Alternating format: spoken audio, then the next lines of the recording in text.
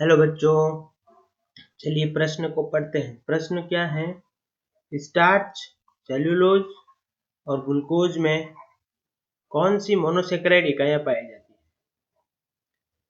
और उपस्थित होती हैं, और ये किन बंधों से जुड़ी हुई होती है?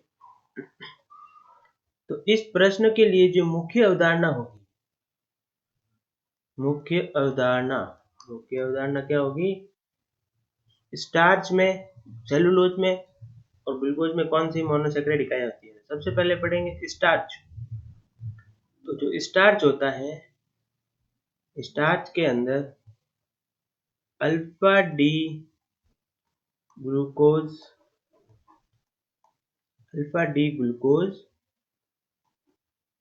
मोनोसेकेराइड इकाई होती है। कौन सी होती है? Alpha D glucose monosaccharide. जो अल्फा डी ग्लूकोज मोनोसेकेराइड होते हैं, इसके अंदर दो घटक होते हैं। एक होता है एमिलोज और दूसरा होता है एमिलोपेक्टिन।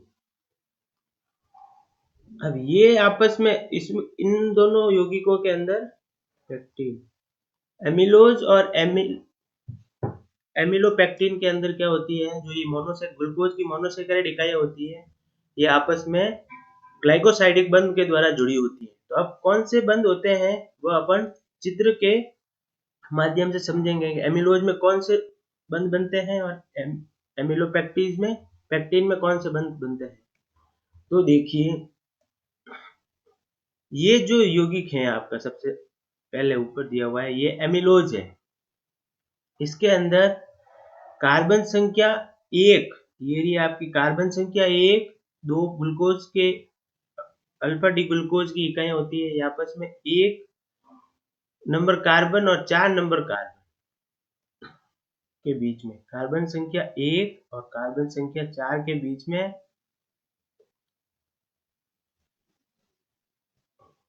ग्लाइकोसाइडिक बंध बनता है। तो एमिलोज में कौन से किस किस बीच में बनता है? कार्बन संख्या 1 और कार्बन संख्या 2 के बीच में। अब देखिए आपके सामने एमिलोपेक्टिन है। ये एमिलोपेक्टिन है। इसमें दो बंध बनाते हैं कार्बन। एक तो एक नंबर कार्बन और एक 4 नंबर कार्बन। तो इसके बीच में, इसके अंदर कार्बन संख्या 1 और कार्बन संख्या 4 के बीच में एक बंध बनता है, ग्लाइकोसाइड बंध। और एक बंध बनता है कार्बन संख्या 1 और कार्बन संख्या 6 के बीच, जो श्रृंखला बनाता है। कार्बन संख्या 1 और कार्बन संख्या 6 के बीच में ग्लाइकोसाइड बंध बनता है। तो देखिए, अब एमिलोज में कार्बन संख्या 1 और कार्बन संख्या 4 के बीच में बनता है, और एमिलोपेक्टिन में कार्बन संख्या 1 और कार्बन संख्या 4 के बीच में, और कार्बन संख्या 1 और कार्बन संख्या 6 के बीच में। तो जो एमिलोज होता है, इसमें कार्बन संख्या 1 और कार्बन संख्या 4 के बीच में ग्लाइकोसाइडिक बंध होता है, ग्लाइकोसाइडिक बंध। और जो एमिलोपेक्टिन होती है, उसमें कार्बन संख्या 1 और कार्बन संख्या 4, वह कार्बन संख्या 1 और कार्बन संख्या 6 के बीच में ग्लाइकोसाइडिक बंध बनता है। ये तो हो गया आपका स्टार्च। अब जो दूसरा यौगिक है आपके पास में, सेलुलोज। अब सेलुलोज जो होता है, उसके अंदर बीटा डी ग्लूकोज पाया जाता है। बीटा डी ग्लूकोज की मोनोसेकेराइड इकाइयां होती है।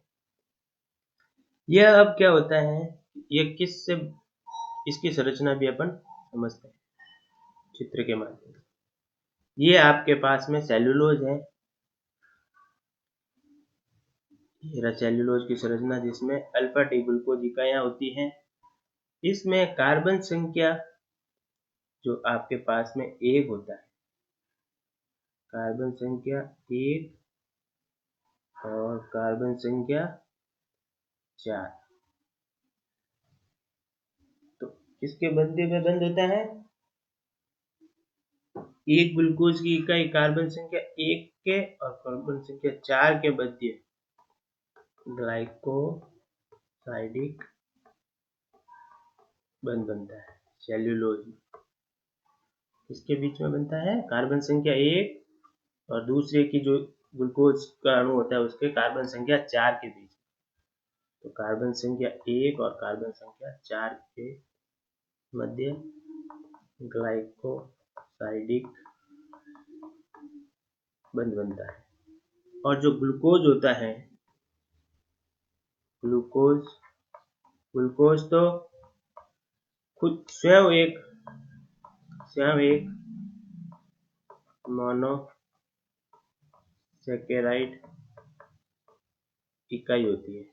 इसके बीच में कोई भी बंध ये किसी के बनाता ही नहीं है। मोनोसैकेराइड आपस में जुड़ गए, ये तो खुद एक मोनोसैकेराइड है, इसके मध्य कोई बंध नहीं होता। इस प्रकार से स्टार्च, सेलुलोज और ग्लूकोज में कौन सी मोनोसैकेराइड इकाइयां पाई जाती है, इसके मध्य कौन से बंध होते हैं, मैंने आपको समझा दिया। उम्मीद करता हूँ आपको समझ में आया होगा। धन्यवाद।